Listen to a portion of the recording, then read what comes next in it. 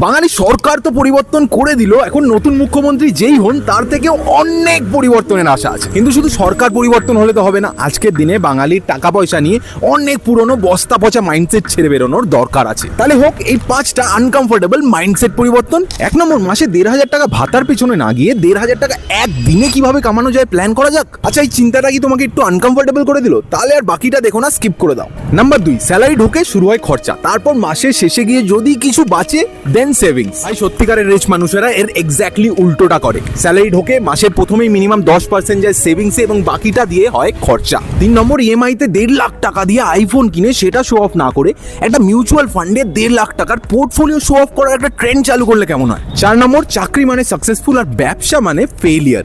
এই পুরনো বস্তা পচা 1800 শতাব্দীর মাইন্ডসেট থেকে বেরোনোটা এখন দরকার। লাস্টলি 5 নম্বর, যেখানে পারি যেভাবে পারি টাকা বাঁচাই, কিন্তু সময় যাচ্ছে যাক, মেন্টাল এনার্জি যাচ্ছে যাক। ভাই আমার বোঝো, টাকা তুমি আনলিমিটেড কামিয়ে নিতে পারবে, কিন্তু সময়, এনার্জি এগুলো তোমার কাছে লিমিটেডই আছে। তাই সবসময় কোথায় কিভাবে বাঁচাবো না ভেবে ভাবা যাক কিভাবে কামাবো। ভাই ব্যাঙ্গালোর, হায়দ্রাবাদ, নয়ডা, মুম্বাই, বিশ্বের সমস্ত বড় বড় শহরের মানুষরা কিন্তু এইভাবেই ভাবছে। আর সঠিক প্রশ্ন করতে শুরু করলে আজ না হয় কাল সঠিক উত্তরটাও আসা শুরু করবে। যাই হোক, এই ভিডিওটা যদি তোমাকে আনকমফোর্টেবল করে থাকে তাহলে মনে রেখো যে শুধুমাত্র কমফোর্টেবল কাজ করে কিন্তু পরিবর্তনটা আনা যায় না। আর এই বাংলার ইলেকশন রেজাল্ট তার সবচেয়ে বড় প্রমাণ। ভিডিওটা দরকারি মনে হলে শেয়ার করো, আমাকে এক্ষুনি ফলো করে নাও, তোমার মাইন্ডসেটের দায়িত্ব আমার।